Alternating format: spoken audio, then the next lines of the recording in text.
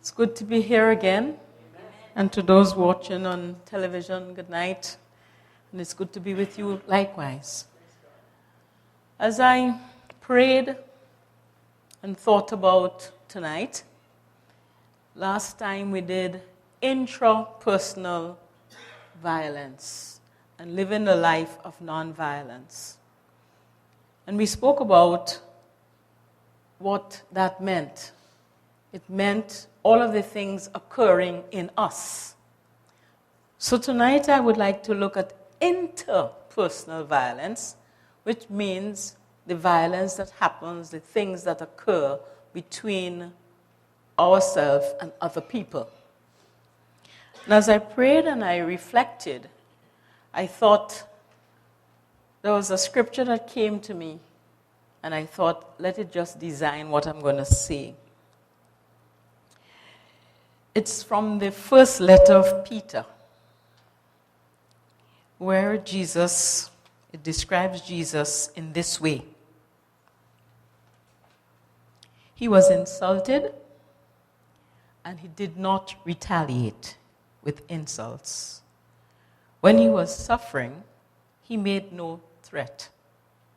And that is from 1 Peter chapter 2, verses 23 to 24. Jesus experienced the fullness of all human emotions. But as the scripture points out, he does not react out of emotion. We tend to confuse feelings with behavior. Feelings obviously can certainly prompt behavior. Yes, we can attack out of anger, or ridicule out of jealousy, hide out of shame. Our task as followers of Christ is to act according to God's law, to love totally and truthfully. Such truth demands that we admit our feelings. And sometimes I don't think we think of that. But one can hardly live a non-violent life, a life in relationship with other people, if we don't dare to be truthful about our feelings. Once we interact with other people, our feelings get stimulated. You know that. So that is really where I would like to focus tonight. Such truth demands that we admit our feelings, but truthful, loving, and living non-violently means that we do not react out of them. We do not react out of our feelings. We respond out of them, but not react. Animals react. Human beings respond. We have the capacity to think and to reflect. That is the big difference between us and and animals. That we have that ability to stop, to self-regulate, to think before we respond. To live non-violently, we must learn to admit our feelings and to share them truthfully in love. This is what's going to help us construct and build peace and live non-violently. Admitting feelings leads to self-knowledge. Sharing our feelings is a way to give of ourselves non-violently to another. Have you ever thought about that? To share your feelings truthfully with someone is to give of yourself non-violently to that person. Acting with feelings versus acting out of feelings. We know what it is to act with feelings. Jesus met the woman carrying her son to be married. And he felt pity, the gospel tells us. And he acted out of feelings. He acted with his feelings. And we know what happened there. He restored the son to life. To live interpersonal nonviolence is very important for us to distinguish between feelings and behavior.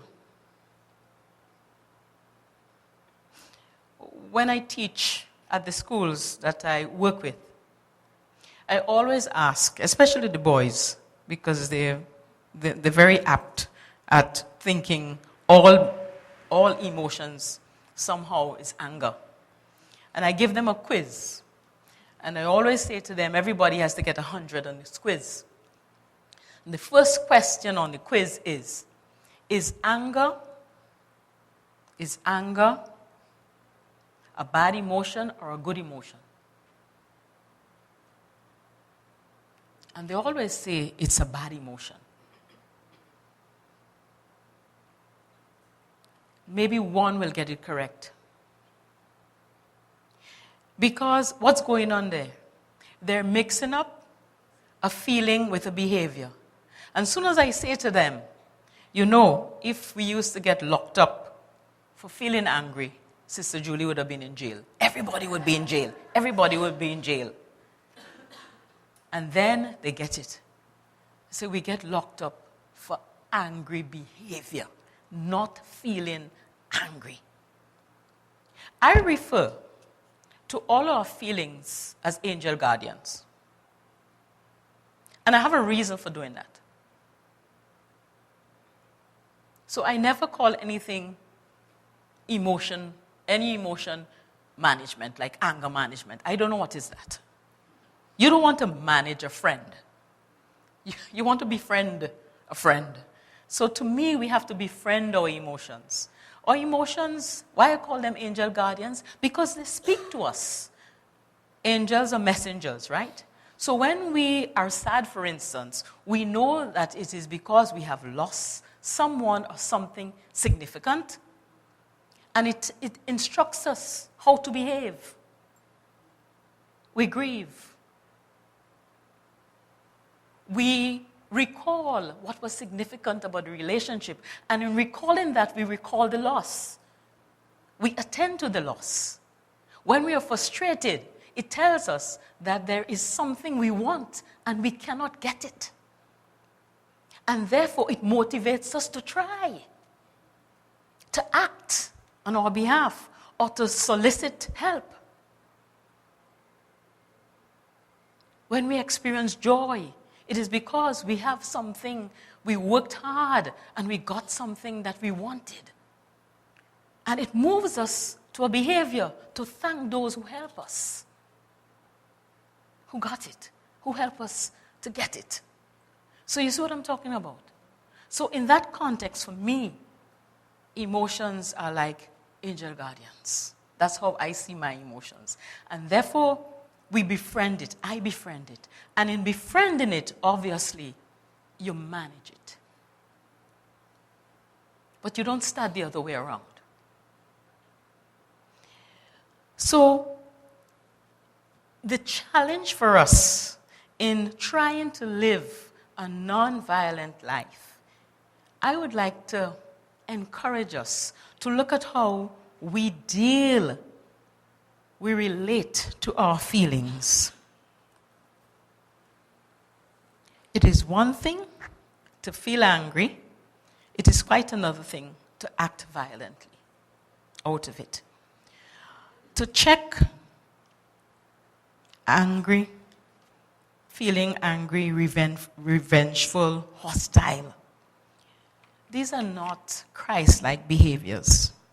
We must learn to identify our feelings and thus attend to it. To be aware, to be mindful, in order to give ourselves the time to determine an action which I would say should be congruent with and consistent with our morals, our beliefs, and our values. So if we're on this journey of trying to live a non-violent life, then we should look, experience, feel our emotions, and check them and use its energy, because that's what it is. All our emotions are pools of energy. Use that energy in a way that it is consistent with living non-violently.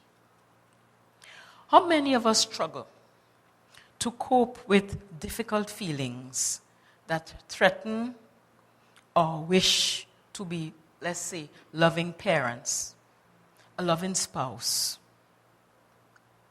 a friend, a provider, a daughter, a son, a grandparent? Frequently, you might experience hurt, disappointment, lack of appreciation, frustration, exclusion, rejection, betrayal, fear. And you might have buried or is continuing to bury those feelings. And bearing those feelings, these feelings that are buried, begin in a certain way to manifest itself, to make itself known in violent ways. Caustic criticism, cold sarcasm, even verbal abusive language, aggression, passive aggressiveness. We start acting out of our feelings and being controlled by them rather than being guided by them. And when we act out of our feelings rather than act with feelings, it generates for us much more guilt and much more shame.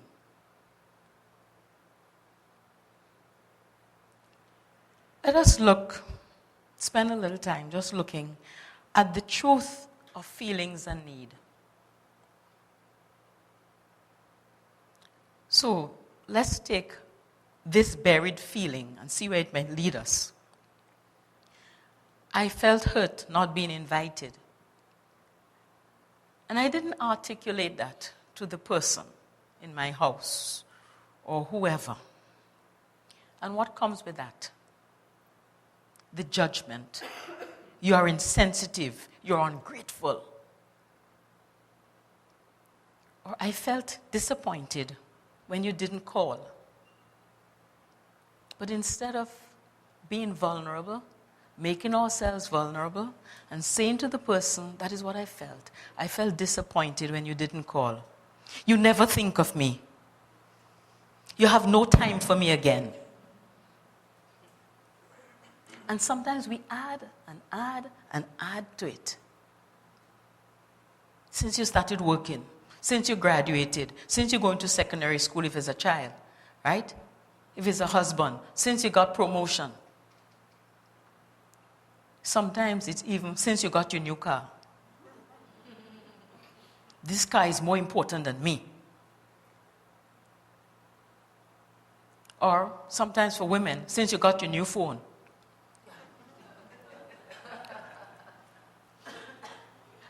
I felt resentful when you walked away, when you walked out on me. You don't care. You see me as a burden. Especially if I am elderly. We get straight there. You don't have any time for me. What I'm feeling is, what I'm needing is companionship maybe. And you going, you walking away without maybe an explanation makes me feel that resentfulness or rejection. But I don't have the courage to say it. So it becomes a judgment on the other person. And all of those negative feelings begin to just develop into all other kinds of thoughts. And our cognition, our thoughts just keep multiplying. And then what happens between ourselves and the other person? The relationship begins to break down. Bridges are not built. Bridges of peace and nonviolence. That can't be built. Tension, conflict increases to a point when sometimes we get paralyzed. Sometimes we even forgot what started it. Because we're so stuck. We just know it's happening. And sometimes we don't even know how to initiate our own intervention, our own dialogue to create again harmony. So the non-violence that we wish and desire to live is strangled by the unexpressed negative feeling, is aborted by the thoughts that those buried feelings generate. Unshared feelings get in the way of trusting and building relationships. Just stop for a moment and just ask yourself, what feeling you had this week, even since Wednesday night, even today, that really affected you, and you didn't have the courage, the humility sometimes, to articulate it, to say it to someone, to say it to the person, or even to just hold it up to yourself.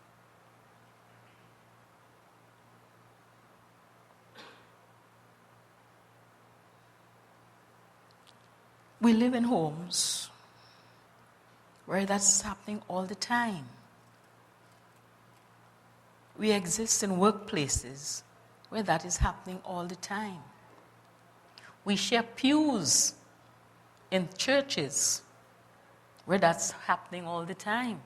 And sometimes it hits us by surprise. We don't know who is sitting behind us, and we have to turn around to give the sign of peace.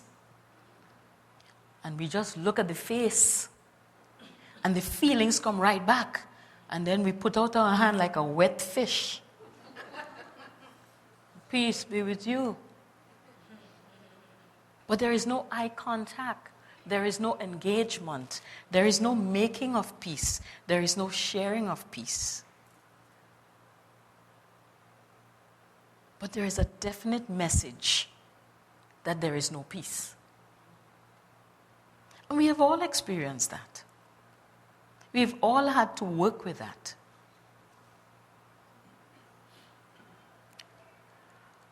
We deprive ourselves of needed understanding, of intimacy. We deny those we love by not sharing our true selves. Identifying and expressing our feelings contribute to peace building, and it fosters a non-violent way of living. Jesus is a great model for accepting and expressing feelings.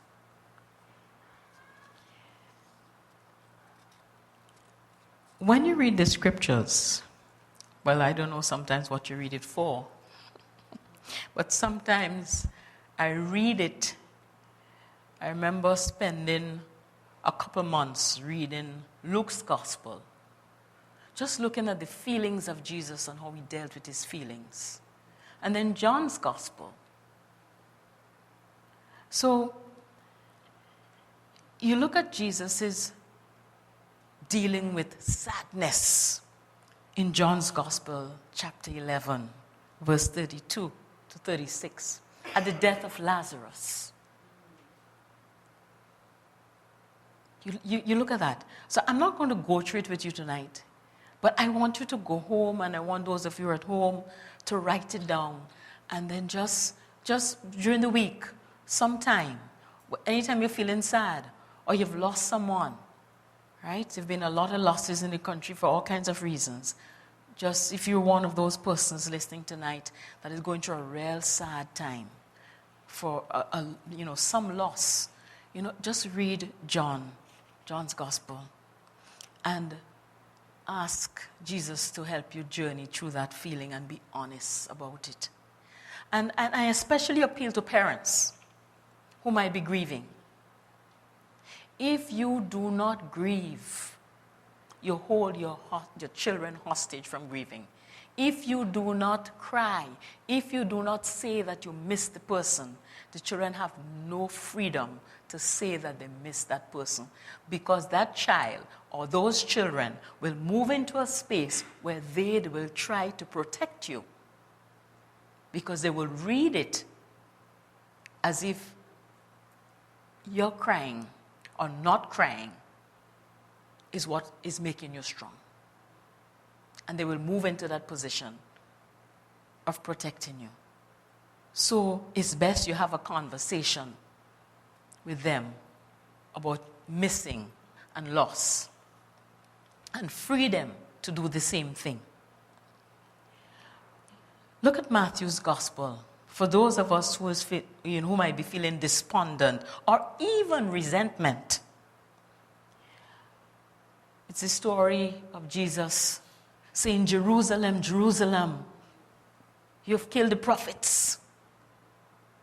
And you feel that despondency in him. You feel that almost a kind of grief too.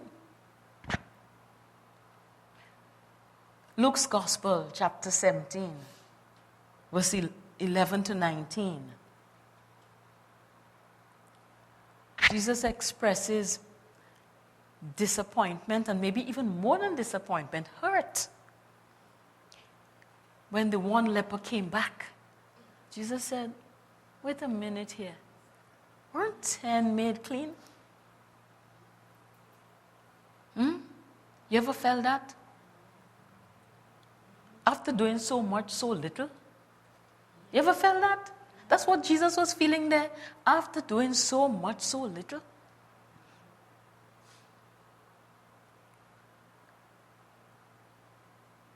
And anger. I know your minds will go straight to the temple. My mind isn't there.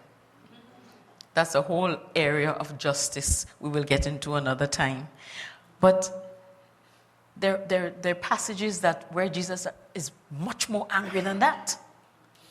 So in Luke's Gospel, chapter 11, verses 37 to 52, a very long passage. So again, I invite you to read it. Jesus is invited to the Pharisees' house for dinner. And remember, he went straight to dinner, right? Man went straight to dinner. He didn't wash his hands. He washed his hands. And what happened when he sat down without washing his hands? Man, he was criticized. He was criticized for not washing his hands. And I want you to read what he says. Man, he gets, we will say, blue mad. Right? And he started to tell them, look at you, you wash your hands, but you do this, and you set a hypocrites. It's Jesus. So as we journey through this month, we begin this journey this month, and as we try to live this nonviolent life, I'm really appealing to us to look at how we handle our emotions and how we deal with that. And how could we use it to build peace and to live nonviolent lives? Because emotions are good. They're energy pockets for good.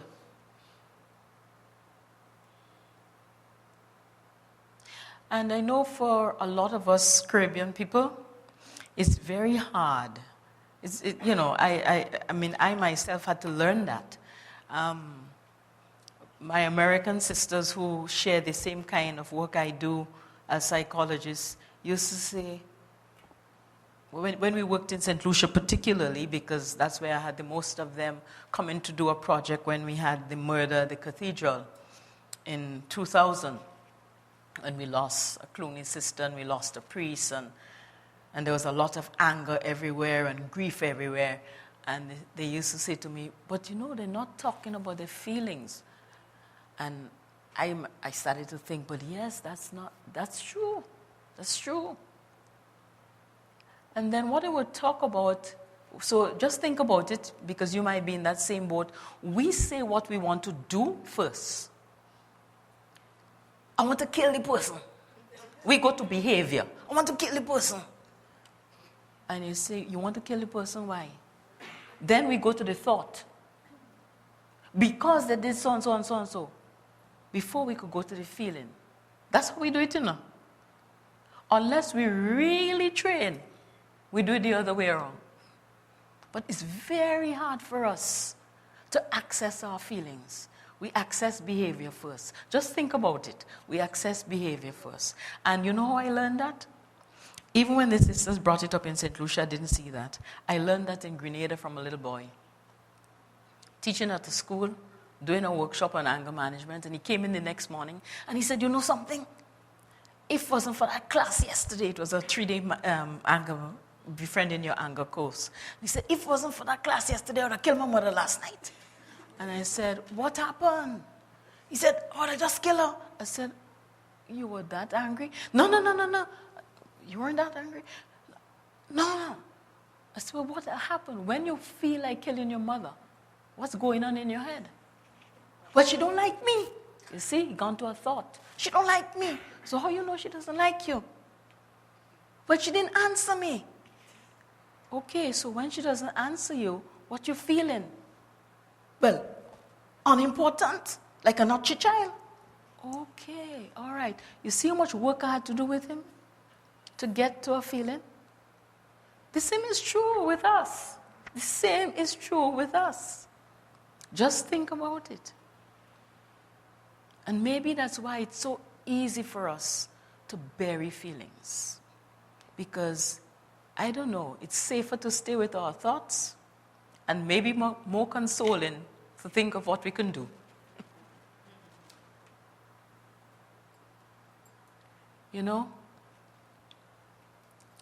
And this is going to help all of us. The child's mother came to the workshop on the third day. It was the workshop for the parents, and I was very happy she came. And she came to me and she said, my son told me X, Y, Z. And I said, why didn't you answer him? And she had a very good reason. But good reasons are not enough. She said, I had nothing to cook. And when he asked me if I had cooked already, I didn't answer him. And yes, he did ask me 3 times. And she said, the only reason I didn't answer him is because I did not want to disappoint him. I was thinking of calling their grandparents to say, invite them over for dinner, to give them something to eat. And I had not done that yet. And I didn't know if my mother would have had something. And I did not want to tell him that. I said, but you know what he said in class today? In front of all the children. He didn't care if you didn't have something to eat. He would understand that. He did not understand why you did not answer him. That hurt him more. There is a lesson there for all of us. Truth speaking, whether it is our thoughts, or whether it's our feelings. People, I think sometimes we underestimate the desire of people to try to understand, the desire of people to try to be compassionate, the desire of people to try to embrace us where we are. And nonviolent living is about all of that. It's about us trusting ourselves and trusting that we can speak our feelings, because all feelings are ours, to someone else. So I would like to give you a little formula, and maybe you can practice it.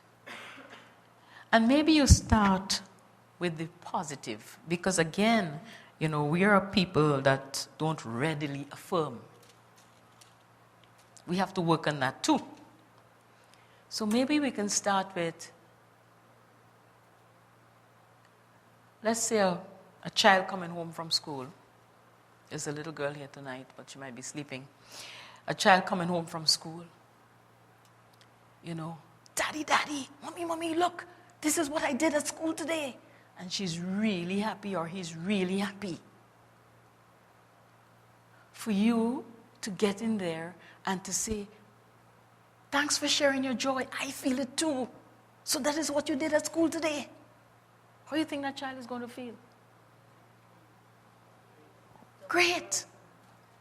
Rather than you say, what happened? What you did? That? And you just brush it off and you minimize it.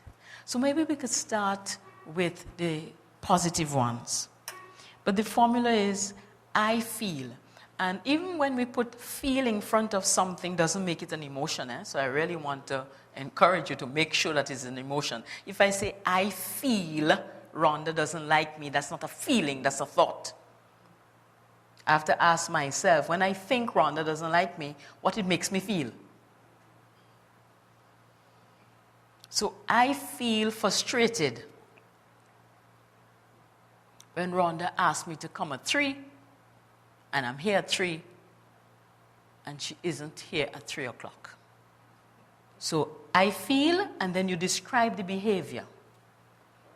I feel frustrated when Rhonda is late. And I would wish that she would have called me.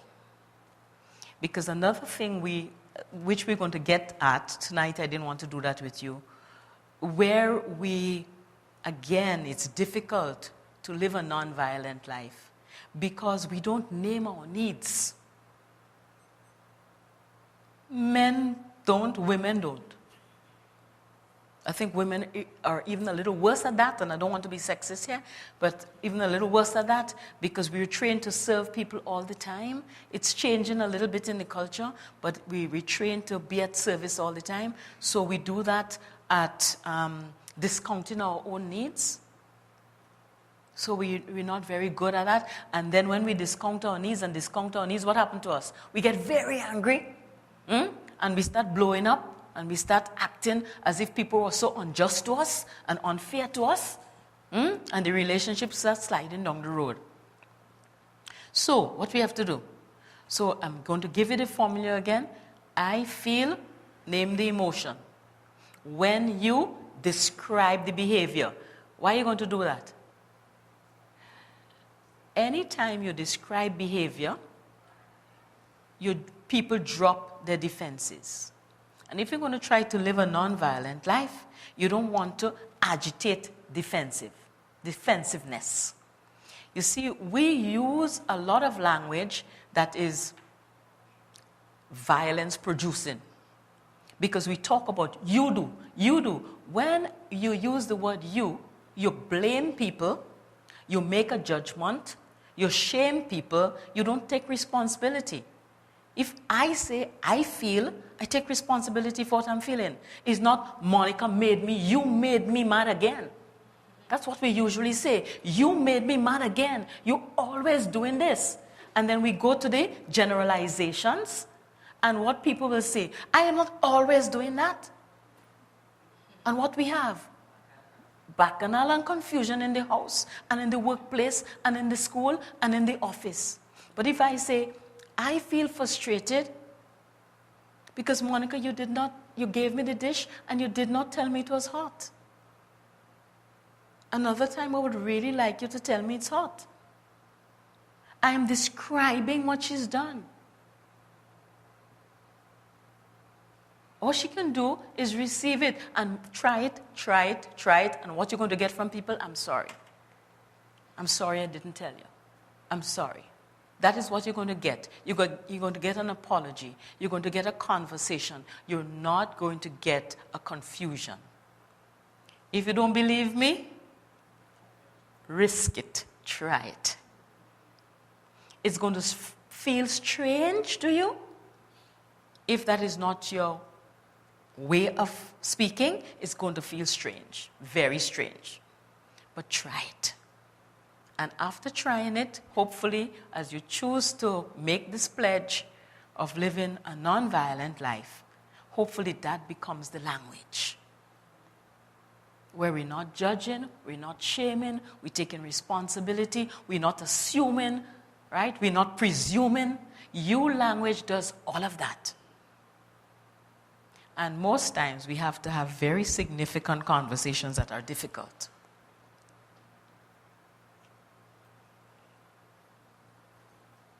And if we don't have this skill, so peacemaking is a desire, is a commitment, is a way of life. But guess what? You have to have skills also to make peace and to live non-violently.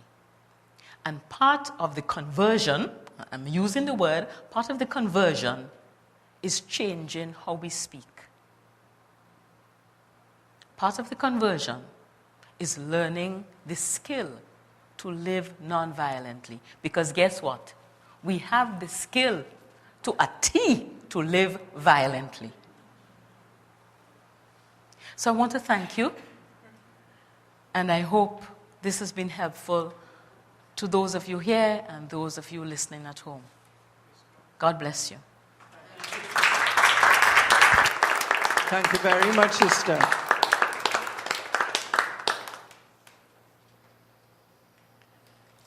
Well, that was,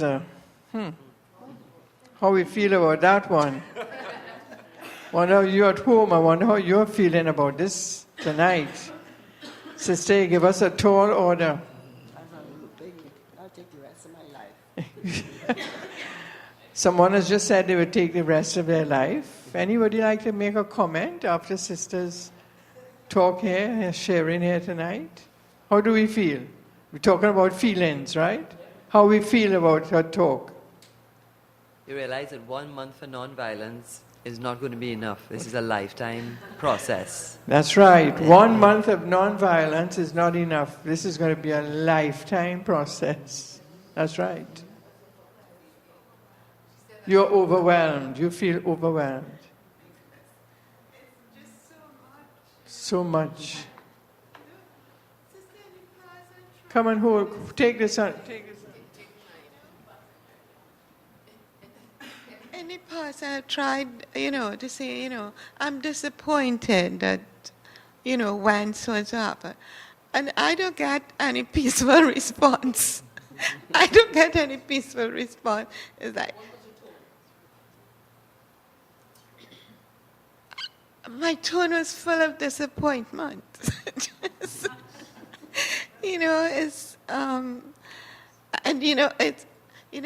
something happened the other day when you were talking about a feeling this week. Okay, so, the budget say if you have light bill under $300, you get a rebate. So our light bill is $400. So I say, well, where could we cut? And the first thing he says is, turn off the television when you're not looking at it. So I felt attacked. I felt like, I felt resentful, but I didn't say that. I was cool. I went on the internet and I said, what are the 10 things in the house that pulls the most electricity? television was not on that list. So I didn't express my feelings, but, I made a point. And so I find this feeling, things like once in school, I said, I'm disappointed with the class result. They gave me a round of applause. They didn't, I went with the results from the tests, and they gave me a round of applause. The boys, certain boys, that they didn't take me on. So How you mean they didn't take you on? they gave me a round of applause. That was the response I wanted. But you see, that wasn't the response you wanted. But it wasn't a rude response. And it wasn't a violent response.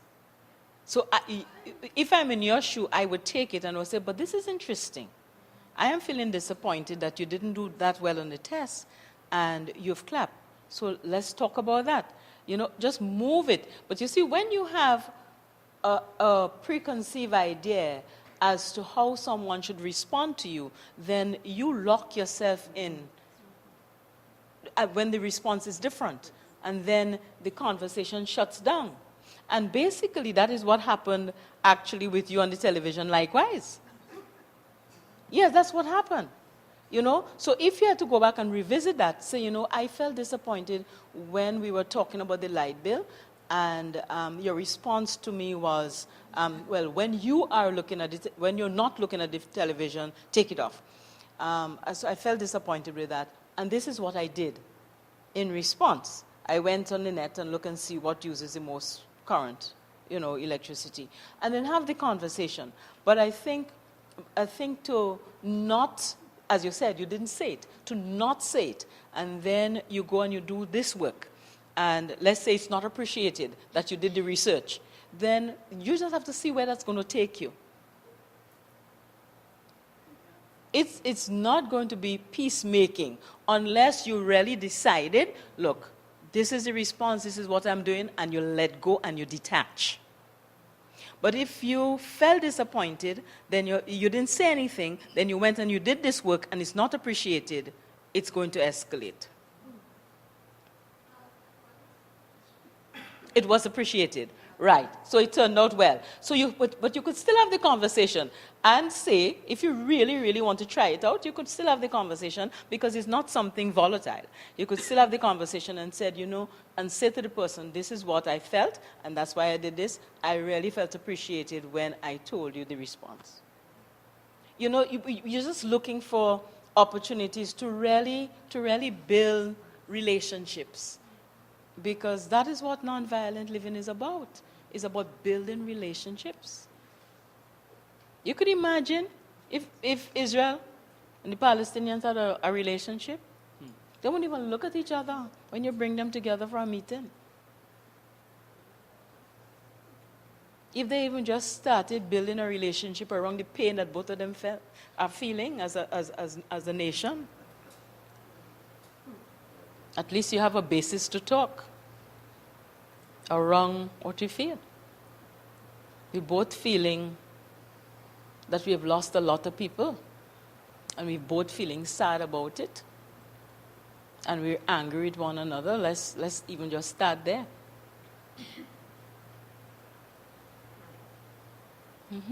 Look at the similarities rather than the dissimilarities, and you have common ground to build a conversation. Much more common ground. Thank you for sharing. Yes. Anybody else like to share something, what they felt? And what this has said to me tonight made it even more important to me that non-violence really begins with me. That's what it says. Non-violence begins with me. It begins with you. It begins with every one of us. We project, but really the work that we have to do the work. We have to start it. We have to make that journey. Begins with us. Begins with us. Any other comments? Yes, sir. I have an ability to judge quickly.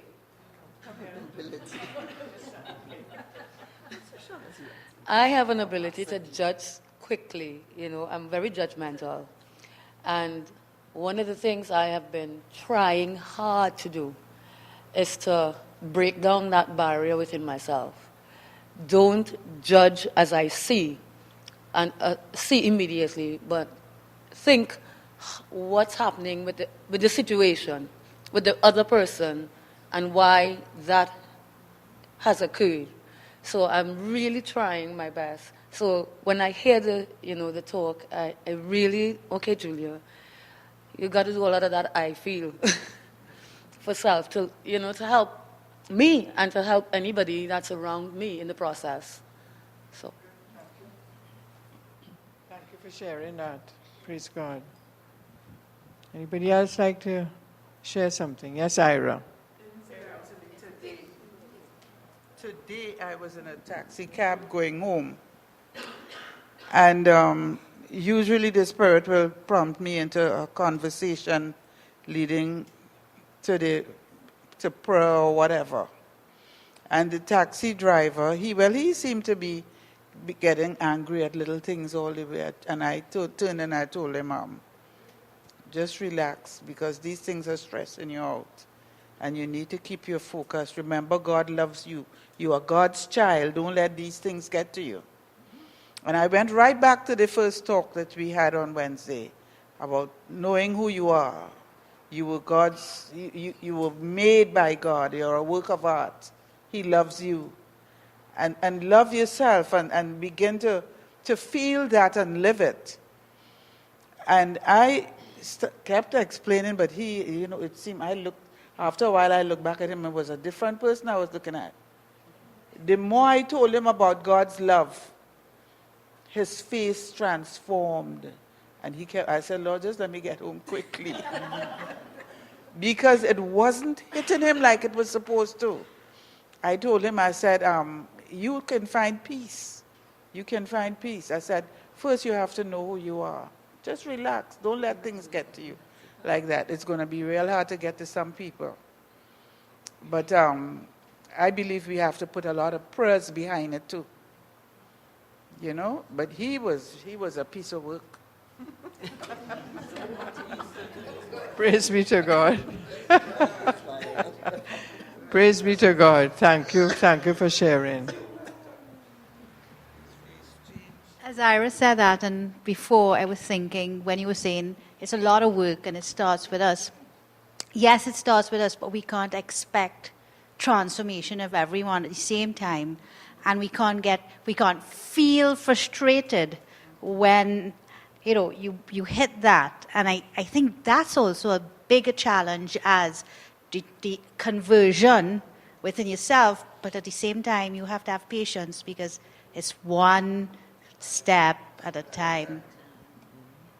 That's right.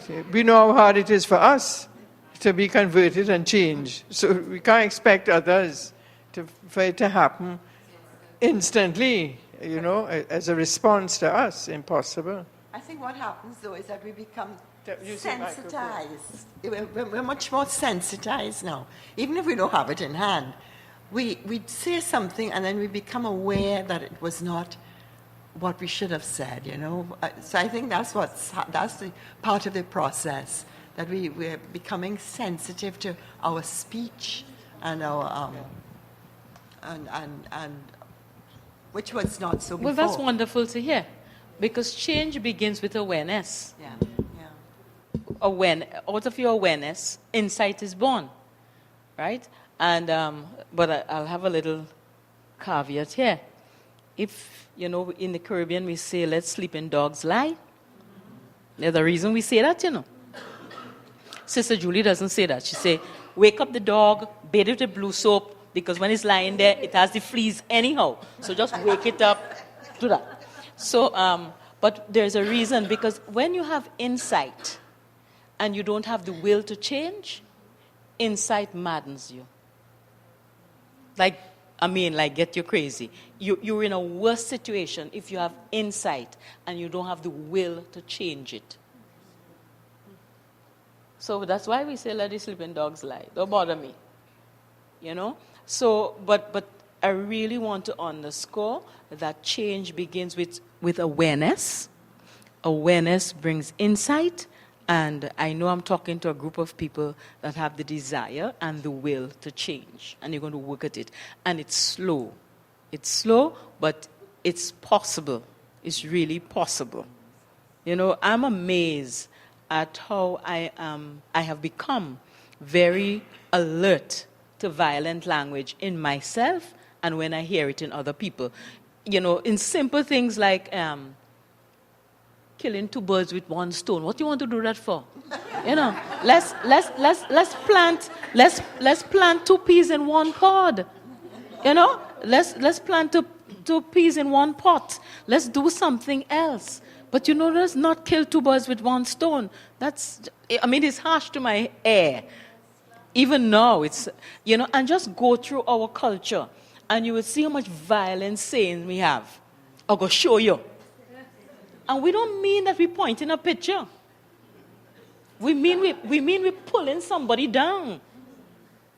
We mean we're cutting them down to size. You know? Even wait until your father come home. Wait until your father come home. Is all about what? It's about, I won't hit you, but he will show you. And that's putting daddy in a real bad light. You know, you're almost forcing daddy to be this tyrant that comes home and have to lay down the law. Wouldn't it be very different if we say, when daddy comes home, we will talk about it? Very different. Very, very different. I'm begging you, try it. Try it, try it. You know, I was at a school, and I heard a teacher say to this boy, put down the scissors. And I thought, put down the scissors. So I jumped into the classroom, and sure enough, he had a scissor up in the air. And I took him, and I just walked him out of the classroom. And he was going, I said, breathe with me. Just look at me, and let's breathe. Breathe with me. Now, a 14-year-old, taller than I am, much taller. Breathe with me. And he breathed, and he was calm. And then I said, what happened? And he told me what happened. You know, that these boys always pass and always harass him and always bullying him, you know, on the corridor because his desk is right there. And then, I learned the lesson, no judgment. So I didn't even ask him what he was doing with the scissors. And he just said to me that we all had a project to do, so we all had to come into school with scissors. Right? And you see how I got my answer? Without even asking him or making a judgment and saying, boy, what a boy like you being in this kind of school with the scissors in your hand. You could imagine 20 years ago, 10 years ago, I would have gone there. I would have gone there. But no, I just said, come. He was so angry. I said, breathe with me. Just look at me, breathe. Just look at me, breathe. And he just calmed right down. And I said, tell me what happened. And it ended up beautifully because I said to him, give me the names of the boys and I'm going to have a conversation. And then he didn't come the evening and give me the names. And the next morning when I met him, he said, sister, it's all right. I settled it. It's okay. Wasn't that wonderful?